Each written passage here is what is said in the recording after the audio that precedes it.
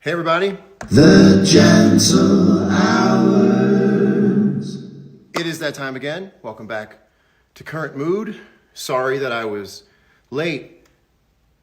I was washing my hands, singing Happy Birthday, and I lost track of time and I started singing the How Old Are You Now part. So it was like a minute and a half. How is everyone out there for that joke? That's what I get for that joke. How's everyone doing? Just looking for a second. I look hot, thank you. It's the first time I've gotten dressed in a week. Last time I got dressed was for last week's Current Mood. Okay, everyone's thumbing up. Can you come and get some apples later? Yes. We're going to talk a little bit about what I've been doing the last week and what you've been doing the last week as we go. Quick shout out. This is my first week of having Topo Chico, and I just want to say, I get it. I get it. Very strange bubble profile. It goes like this. Bubble, bubble, bubble, bubble. Here, I'll show you again. It's a little bit like a beer, like a real clear beer. Here we go. Bubble, bubble, bubble, bubble, bubble. It's really good. So, look, I kind of feel like we're hiding out under the bleachers right now, and outside of the bleachers, there's some very intense stuff going on. So I just want to say before we get to any of it, I acknowledge it's a very strange time for people. I think that the tenor around the virus and talking about pandemics and COVID, I think at first we were finding some humor in it, and now I feel like I'm not sure where the humor is. So we're just going to hide out underneath the bleachers, as I say now, and have a little fun. And I just hope there's someone out there who is a medical professional, a doctor, a nurse, a first responder, someone who had a really long day and is just kicking back for a minute watching this show. That would make me super happy if this was even helping one or two people in that department. So thank you to everyone out there doing that. Grocery store workers, truck drivers. You've heard it a lot, but it bears repeating. I have had a very interesting time the last week. I've noticed that all my standards have shrunk, but I still have the same kind of like relative feeling of joy where earlier this year I was saying things like, maybe I'll put a single out in the summertime. I found myself walking the dog about 4 days ago and I went, maybe I'll have that banana when I get back in the house. And I swear it was the same excitement for eating a banana that I had in making a major label record. Is anyone out there experiencing the same phenomenon? The same excitement for super small things? Like right now, I am washing new towels to get them to feel more like old towels. And that takes a lot of drying because you got to pull all that lint out of it. And I'm very excited because after the show, I've got a brand new load in the washer and I'm going to move that bad boy over to the dryer. And I'm going to run that bad boy on hot 2 or 3 times. And I'm going to pull off basically a cardigan sweater's worth of lint. And I'm going to have a grand old time doing it because there's nothing else to entertain me. And I call that adaptability. I learned how to thaw a chicken. I didn't know how to thaw a chicken before this. Put it in cold water. You don't leave it out. You put it in cold water. How many people learned to do a skill in the last couple of weeks that they didn't otherwise know? Go ahead in the bottom, in the comments, and write a skill that you picked up through this time. I will always know how to now thaw a frozen meat. Now I know. Now they tell me. Speaking of food, I am social distancing as good as you can do it. I am not leaving the house at all. In fact, I want to show you something. You see these apples right here? I didn't even go to the supermarket to get these apples. You know where I got these apples? I got these apples off Animal Crossing. I shook a tree and I picked up 3 apples, and that's how I'm now getting my groceries. Here, look, I also have, you might recognize this. This is the flimsy fishing rod. I got this also from Animal Crossing. I'm doing most of my shopping for essentials in Animal Crossing. I also took my flimsy axe to the side of a tree and I got some wood. So this is very exciting. I might craft something at my table later on. Maybe an end table. Maybe, in the circle of life, another flimsy fishing rod. I just want to applaud the truth in advertising inside of Animal Crossing for putting in the name flimsy fishing rod. You know where you stand when you buy a flimsy fishing rod. More items should say flimsy before you buy them. And I'd be like, yeah, give me the flimsy guitar. I'll take it. Brazil, how are you? Oh, wow, I missed all of these. What did I name my island? I was a serious island namer. I'll just tell you this. I didn't call it a silly one. I was like, I might be here for a while. I'm going to call it something real. Fix your belt, John. Well, okay. All right, great. Now eyes back up here, please. Thank you. Remind me of Tom Hanks in Castaway. I'm having a good time in Animal Crossing. Who out there is playing Animal Crossing? I developed a new custom on my island. When you come to my island in Animal Crossing, my friend Jensen and I did this today, and now it's going to happen anytime someone visits my island. You bury your pants in the ground. And the next person comes, when they land, they take their pants off. I dig up the pants the other person buried. They put those pants on, and the pants they were wearing, into the hole for the next person. Now, you might call that crazy, but you're also on a Nintendo Switch for 12 hours a day, making like a chair out of eggs for the Easter Bunny. So all of it's crazy. But if you come to my island, them's the rules. Off with your pants. We dig a hole. The old pants are there. You put on, and by the way, the pants are from the visitor before you. So these are the traveling pants. Rudy Bundini, I ain't take my pants off. You ain't coming to my island. It's that easy. Them's the rules. Get ready for it. Big bubble, sit little bubble, It's a curious. What am I talking about? Animal Crossing. It's not super relatable, but those who get it a lot. And that's what I'm interested in. Gary V, what's up? Love that Gary V is here. You realize I ran to come do this show because I was a little late. Not that time matters. I think yesterday was May 8th. And I haven't caught my breath yet. So let me just chill for a second.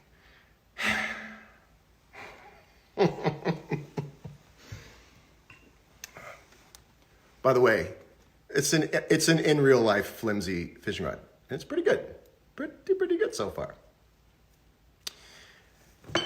My AC pants are pleather with zippers, and I'm willing to bury them on your island. Okay, DM me, and you can come to my island. And I want you to DM me. I saw a little of your name. I will remember it. You're going to come to my island. You're going to bury your leather pants in the hole, and I'm going to take out the other pants that belong now to my friend Maurice, and they're yours. And then I'm going to have those pants in the ground for the next person. What's up, Romeo? What's up, Margot? Am I late because I was playing Animal Crossing? No, I'm late because I was working on this song. I've been working on a song for you that you'll hear at the end of the show for like the last 2 days straight. And I notice I don't hear anybody saying like, where do you get all this free time, John? Because you all know where I get this free time from. How many eggs have I caught with that fishing rod? Well, 10 at a time, and then they break. Nice mustache. It's something to do.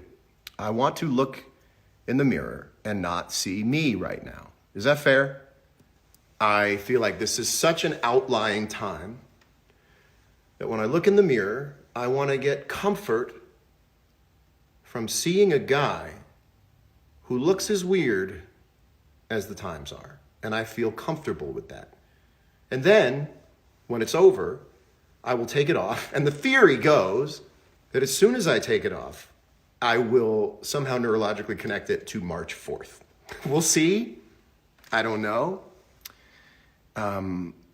What's on the wrist tonight, sir? G-Shock days. I'm not wearing white gold. Sorry. I mean, I've done dickish things in my life, but I'm just not going to walk around with a white gold watch on. This is my mission critical watch, and the mission is staying home and playing Animal Crossing. What did I call my island? Okay. I called my island Tri-Terra. I was super serious about it. I saw the Nook family, which are basically 3 raccoons. And I was like, terraforming, Tri-Terra. So sorry, it's not like It's not cool. It's just like, oh, I might be in this game for a while. You can't change the name of your island. So I didn't want to change it up. Okay. I don't know how exciting this show is, but I want to thank you guys for tuning in because I've seen a lot of Instagram lives, and this number at the top right here, it doesn't look like that for a lot of people the whole time. So thank you guys so much for that.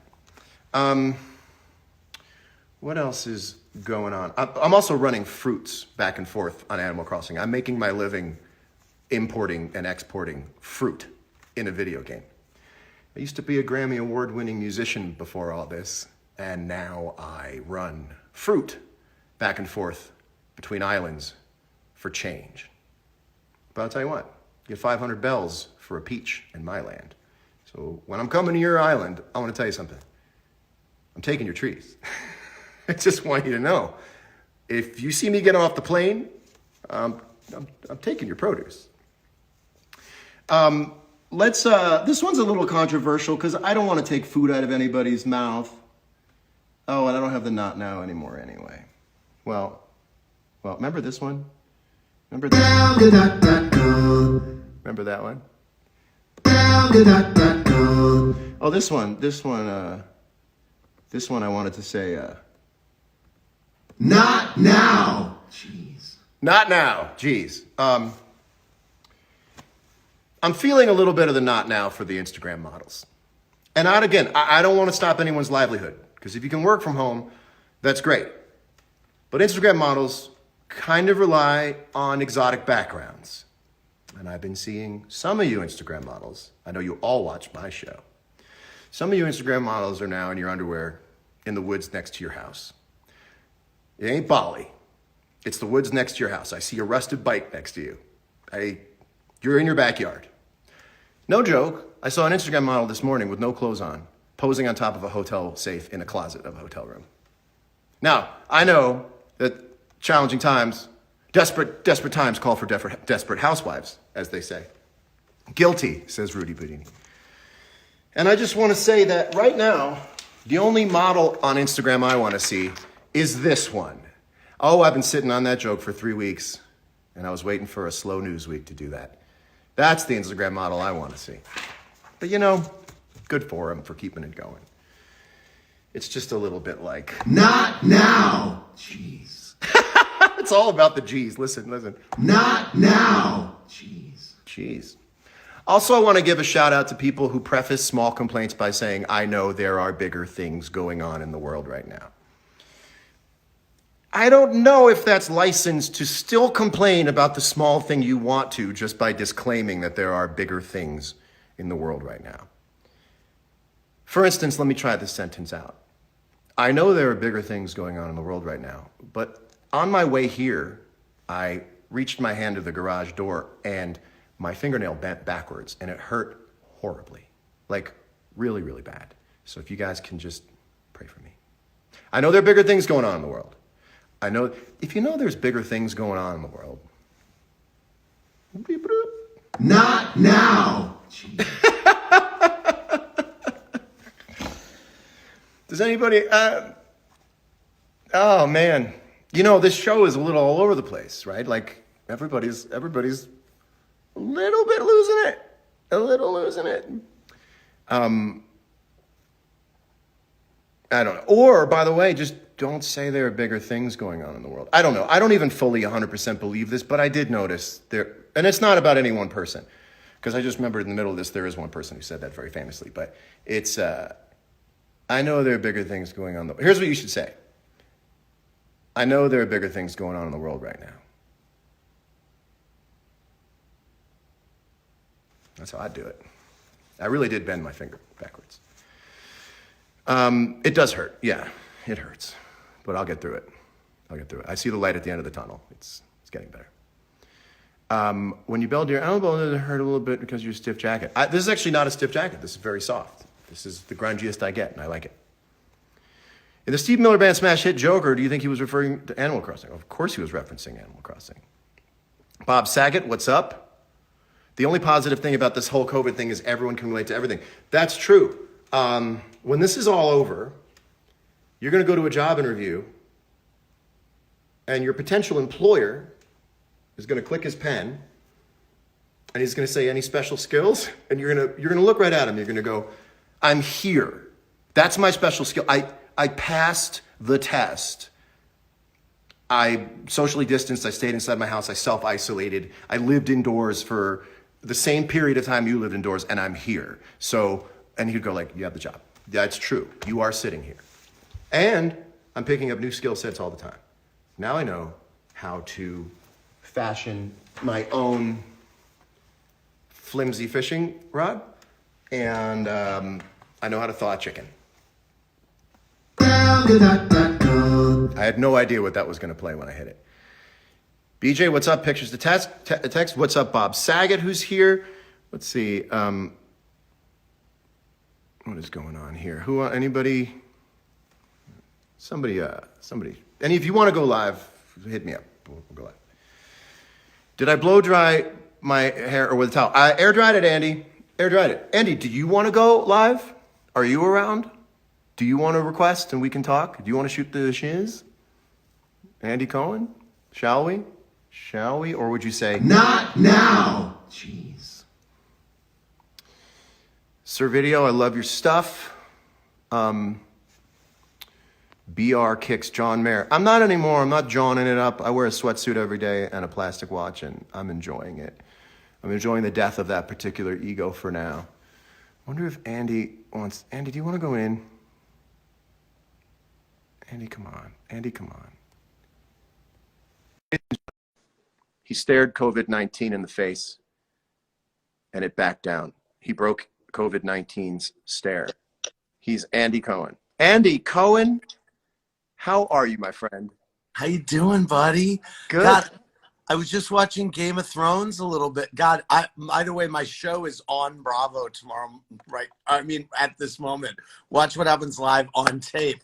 So I shouldn't be betraying my, I shouldn't be betraying the fact that I am on tape tonight. Anyway. What if we say this is taped? Can we say right now that my show is taped? I got nothing to lose. Yes. I got nothing to lose. Yes. Absolutely. So you towel dried your hair? You air dried your hair? I air dried it. Do you ever blow dry it? I used to, and I just don't anymore. I've kind of given up. I'm a mountain man now, Andy. You sung it all? You are a mountain man. Are you shaving I at sang all? all day today because I'm not good at hygiene on the face. I'm not good at grooming the face. I took actual like kitchen scissors because I can't grow a beard very well, so it comes straight out like this. So I took like kitchen scissors and took it down a little bit. Wow. John, have you sung yet on Current Mood? My song is coming up at the end of this. This probably accounts for 14 hours of work. Okay. Also, by the way, Andy, it deserves to be said, you look thin, but like obviously a healthy thin now that you've beaten COVID-19. Did you say you had coronavirus or COVID-19? You have the option of picking now. What would you call it? I said at the beginning that I had coronavirus, and I am saying now that I am a COVID warrior. Man, I don't like to swear on this show, but fuck yeah. Fuck yeah. Also, tonight I had a entire frozen Emo's pizza, which is this kind of pizza from St. Louis, and they sent me some, and I was like, God, I want one, and I haven't had a pizza in like a month at least. But does that also mean your appetite's back? Oh, not only is my appetite back, but I was across the room from my son tonight, and I was like, he pooped, and his baby nurse said, his baby nurse goes, you got your smell back, and it just came back today. Oh, I meant that to be the clapping. By the way, dude, you know what me and the world have had in our heads all week? What's that? The earworm of the century. Out of my eye, it's all I got. I'm all alone on the water. But I don't think anybody knows that I was kind of singing that like an impression of myself. Give it to me again. Don't shine in my eye, it's all I got. I'm all alone on the water. Oh, look at you. Look at you. what's the prevailing feeling you have now that you think is different from people who have not had and recovered from COVID-19? What's the takeaway from this for you right now? Well, the takeaway is, and I think it's important for everyone to remember, and especially, your show brings a lot of people a lot of comfort. And I think it's important to remember that the statistics about coronavirus are that 80% of the cases are something that you can manage and get through. Yeah. And that stat, the stats are on our side so that if you get it, and you just have to be extra careful if you're in one of those demographics or you have a pre-existing condition that makes you. So, I mean, I think that my message is that I needed it to work its way through my system, and I was very conscious of that, and you were very sweet. And here's what John was doing with me. John would text me and be like, hey, put a check mark on this if you're okay, or if you're getting this message. I would say thumbs up this message, let me know you're cool. Because I knew that both mentally and physically you were not in the mode to be able to like tend to other people's needs to see if you're okay. Like seeing if you're okay is still their need. And so all I would do is write, hey, just thumbs up this message and let me know you're okay. And it was just bloop. I have a fantasy, and it's just because I hate that this is happening. Do you have this fantasy? I want to get COVID. I want to beat it. But the entire time I have it, and then after I beat it, I want to study medicine, but just enough medicine to help other people. And I want to kick the front doors of the hospital and be like, fuck you, COVID. You already had me and I beat you. Who do I help? I really think that I'm an autodidact, and I could figure out at least autodidact is being able to teach yourself things. Okay. And I think, you know where I got that from? Me. Wow, I like that. I have to tell you that when you said I have a fantasy, that was not what I was expecting. Oh, you thought it was a sex fantasy? I did. But let me just ask you a question on that score. Do you, and you may or may not want to share this, do you have a number one fantasy in your mind that that's your thing that always gets you excited? You mean sex fantasy? Yeah. You mean, do I have a go-to sex fantasy? Yeah. Yeah, you know what it is? Naked ladies. What I do, I'll see somebody, whether they are naked or not, and I pretend they're naked. Shh. Oh my God, the cat's out of the bag now. Entertainment news sites are going to blow up with this one. Drone shot of my God. It's all I got. Can I have some of your plasma? Can I have some of your antibody-rich plasma? Dude, I would give you my plasma in a second. And as a matter of fact, I've been waiting for you to ask for my plasma. As a matter of fact, 10 years. I mean, my God, finally. It took this. By the way, I applied at Mount Sinai to join their plasma study of someone who's been through it, and I haven't heard from them yet. But then I just heard that actually gay guys are not allowed to be a part of it because they will not take the blood of a gay guy. I saw that. That seems arcane to me, and but I guess they brought it down to 3 months. But you'd take my plasma, wouldn't you?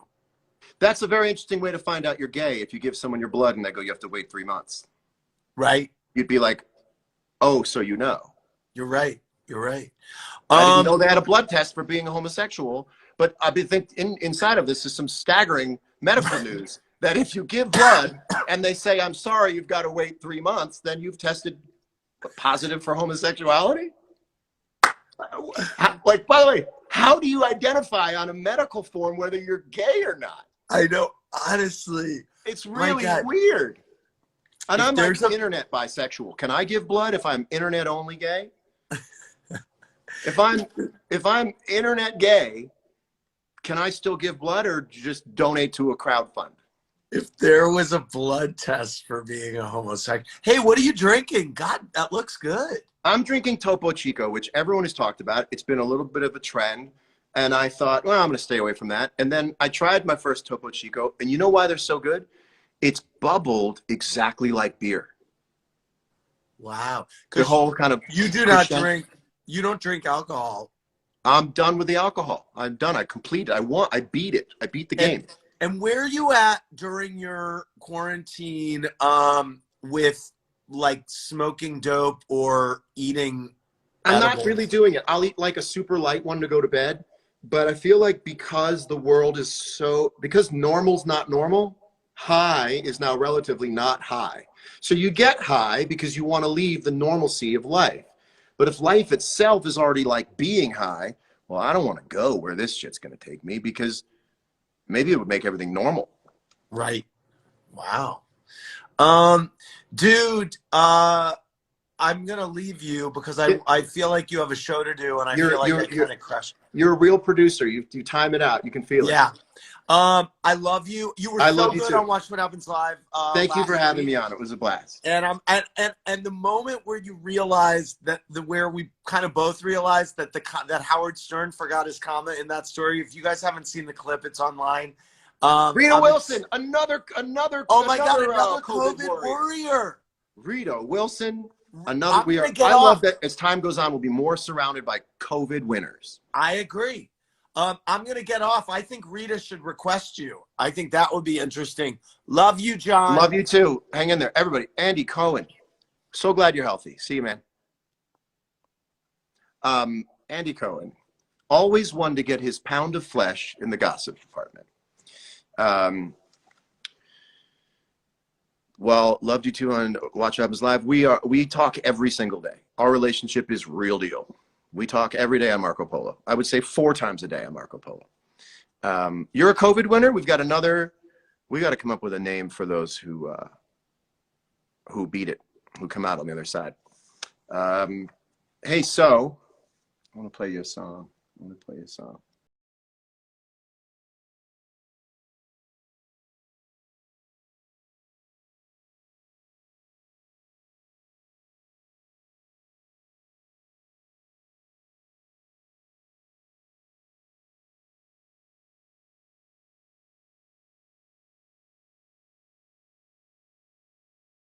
Remember my friend Bill Withers.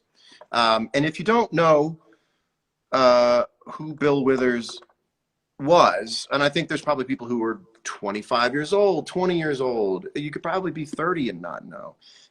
You know every one of these songs. You know this song. You know this song. You know.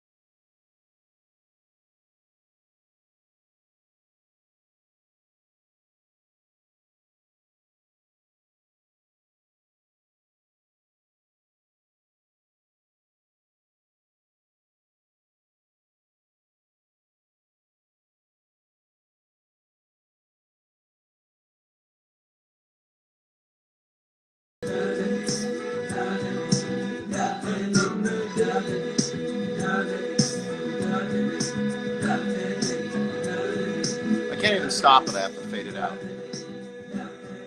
And it's very hard to lose somebody all the time, but it's also additionally hard to lose somebody in this time because life as we know it is different feeling. And so it's very hard to quantify the loss of somebody. When I think about people passing away in this time, I just think it's so by so many orders of magnitude more unfortunate because the world we know cannot assemble and cannot resemble the world that we've been in enough to fully understand the contrast between somebody who was here and gave their entire life to music, and then we lose them. It's very difficult to get a sense of have and have not with somebody when the sort of context, the baseline is so different. And that's why I wrote yesterday in my memoriam for Bill that I just can't wait till we can get together and gather. And we are going to make up for the times we would have already spent this weekend.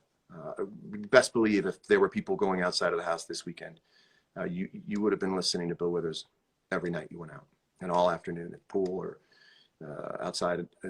You would have heard it coming out of every storefront. And it's my duty and it's my mission to make sure that when we do get back out into the world, that we pick up where we left off and we do play those songs outside and on stages and in parks and in restaurants. So it's going to happen. We will not forget. I will make sure we don't forget. I knew Bill through Steve Jordan, and Steve Jordan, for those who don't know, is a guy I've made a lot of music with in the trio. He's a fantastic drummer and producer and songwriter, and we're like brothers. We've spent so many hours together. You know, when you're making a record with someone that you've made several records, and we go as deep as we go in records, you know, we fall asleep together on couches. You know, Steve said to me one night, "My friend Bill's coming by." I went, "Okay, cool." And I'm telling you the truth about this story. I wish I could have told you from the very beginning, like, yeah, Bill Withers, I knew it was Bill Withers. But Steve enjoyed surprising me. He enjoyed using first names only. And I think this was the time where I finally put it together, that when Steve Jordan said, "Hey, my friend so-and-so's coming over," that you just picked the most famous last name for that person. And that's who it's going to be.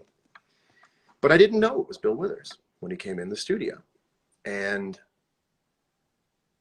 I said, "Hey," he said, "My name's Bill." I said, "I'm John. Nice to meet you." And I didn't put a face with it being Bill Withers. And I think he probably liked that. But I got ready to leave. And I got ready to leave the studio. "Well, bye, Bill. Nice to meet you." And I got my backpack and my guitar, and I was walking out. I was doing something else in another part of the studio, and I was walking out into the parking lot. And Bill was talking to Steve Jordan. And Steve had said something in passing about something that he thought was bumming him out about music, maybe a competition show at the time. This was 10 years ago. And he kind of made a passing remark about a music competition show and its effect on the sort of genuineness of making music. And it was in passing. It wasn't, you know. And Bill Withers, who at the time I did not know, still did not know was Bill Withers, said to Steve, called him young man, and he said, "I watch these shows all the time. I love these shows. I love sitting at home. I love watching Judge Judy. I love watching American Idol. I just love it." And then he said something that would be his refrain for the next half an hour, which was beautiful. He said, "Be more understanding in your assessment of other people's tastes." And I went, this guy is a genius. And then he would go deeper and he would explain what he likes to do and the things he enjoys, and that maybe they're guilty pleasures. And then he would come back to the refrain and he would say, so I'll say again, be more understanding in your assessment of other people's tastes. And it was like the chorus to a song. And he would explain more and he would sing the chorus. He would just speak it. Be more understanding in your assessment of other people's tastes. And then he went on and told a story. He started referencing Al Green in a very familiar way. And then it hit me. Oh my God, this is Bill Withers. And I didn't know until 30 minutes into his conversation. And I went, this is Bill Withers. And I went, Steve Jordan, you're nuts for not telling me. And of course, then the face made sense to me. And I never forgot that he said, be more understanding in your assessment of other people's tastes. And from that day on, I have been more understanding in my assessment of other people's tastes. And Bill would come to shows, again, a lot of the time through Steve, you know, so I don't want to pretend to be a guy who just magically have happened to know some incredible musicians in my life. I mean, I thank Steve Jordan for this. And he would come to shows, and then he would, you know, last show he came to was in 2017, and that's where the picture's from. And we had some really good times together. He came by the studio a few times, and we had, you know, what would seem to be a writing session. He would do these sessions where he'd have a pad and a pen, and he thought he might sing, and he would a little bit. And then I realized that he didn't want to write a song. He just wanted to sit around musicians and talk and think about songs. And he would sing little ideas, and we'd work on little ideas. And then he would say, well, this has been fun. And I'd go, oh, okay. Well, if you ever want to work on that some more, it'd be great. And I realized, oh, he just wants to be around musicians. He wants to be around people who think in music and speak in music, and their heart's full of music. Because his heart was full of music. To hear him talk was very much the same as hearing him sing. And people have tried for years to get him to sing. There were people who had money, just rich guys, who just wanted to pay him to make a record, to hear more Bill Withers music. And he stuck to his principles, and he didn't do that. And he loved his daughter, Corey, and wanted Corey to sing. And whenever I asked Bill to do something on a show of mine, I remember I had the 3 shows for late show on CBS, and he was such a go-to for me. Maybe I can get Bill Withers to come on and sing a song. And he was so proud of his daughter, Corey, and said, what if Corey came on and did it? And I just thought that was so sweet for him to champion his daughter the way you hear most people champion themselves these days. And so love out to Corey for her loss. And I want to read you something, because I was doing some reading up, just wanted to read more about what Bill had to say. And I found an interview that he did on NPR in 2007. And I want to read this to you. The interviewer asked him, so I want to ask you to look at the choices that Bill Withers has made in his life to now, and tell us which choice you made was your best choice and which one you made was your worst. And he said, the best choices that I made was when I accepted who I was and was honest with myself and went about things how I believed it, without worrying about whether I was going to impress somebody or not. And the worst choices that I made was when I was trying to gain somebody's approval rather than choosing on principle. And every time I compromised one of my principles, the price is fierce for that. And for as long as I have been a fan of his or knew him personally, I never saw the man compromise on his principles, ever. And that's just more to take. It's just more to take, whether he was speaking to you or speaking to an interviewer 15 years ago, 14, 13 years ago. Everything he said is useful. 4% of the things that I say are useful. 100% of the things he said were useful. And he stopped making records 40 years ago. And there are people, artists watching this, who are frightened that they won't have a footing in culture in 4 months because of this pandemic. 40 years his music went and spoke for him to the world and continues to speak for him. And now his music means even more, because to steal from a Leon Russell lyric in Song for You, he says, listen to the melody, because my love is in there hiding. And I thought about that lyric today. And in all of those melodies, it's not even hiding. Bill Withers' love is ever present, and they are there's such beautiful songs to sing. And if anybody ever liked my version of Ain't No Sunshine, it had nothing to do with me. Anybody, I want you to understand this, anybody can sing Ain't No Sunshine, and other people will love it, because the song is sensational and primal and perfect and hymnal and pure elemental poetry. He was an elemental guy. And I went walking around my dog yesterday, and I just thought about him, and the wind was blowing, and the dry grass was crunching under my feet, and I just heard and listened, and I went, when you're an elemental guy, you can be heard in all of the elements forever. And I just had a wonderful, deep, beautiful feeling that when an elemental soul moves on, they're just always going to be in the elements. So one more time, Bill Withers, you will be missed, and we will celebrate you when we get back onto a stage and into a crowd. Thank you for letting me express that, because that meant a lot to me to do. And I have a song I want to sing for you. Thank you guys for watching again. Again, to see 20,000 viewers for 45 minutes means so much to me. Thank you, thank you, thank you. I walked into the house the other day, and I have a mirror facing the door. And I walked in. I don't know if you feng shui experts out there have a problem with that. And I looked in the mirror, and I kind of didn't know who I was looking at. And I had this slight moment of dissociation where I looked at myself and I went, is that me? Is that me? And then I started thinking, is any part of me still me in all of this? And I realized, yeah, that is. But I want to sing a song to you, and I'm going to send you off with this song. It goes like this. Hold on, let me make sure I get it right. It goes like this. Hold on, hold on. Okay. You are still you. You are still fun. Even when you're singing to a crowd of one.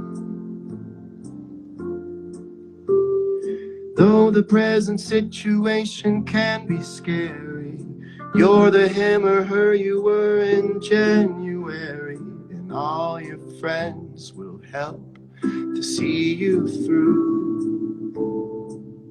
So don't be blue. You are still you.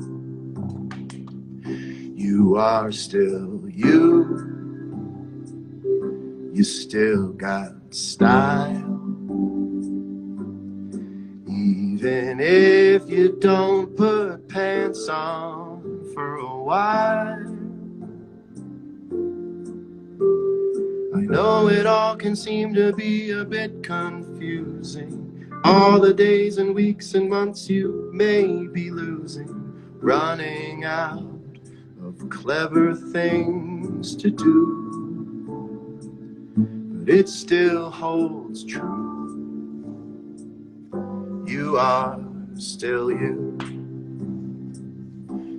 You are still you. It will not change. Even though the times we're living in are strange. Even if you cry a couple times a day, I would say it helps to keep the pain at bay. It's certainly as sad can be. But believe you me, you are still you. Thank you so much, everybody, for watching. Love to everyone who's lost somebody. Please hang on. Please hold on to your sanity. Love each other. Talk to each other. Keep each other company. Play Animal Crossing. Watch Game of Thrones. Do whatever you can do. But don't rattle the bars. Don't rattle the bars. Stay on the other side of the room and just enjoy yourself. And when it's over, it'll be over. And let it surprise you when it's over. Keep having as much fun as you can. Cry when you need to. It will keep you human. I love you. Thank you so much for spending time with me. Very, very sincerely. Thank you for hanging out with me. It's the best part of my week. And I will see you all soon. Thank you. Be safe. I love you. Take care.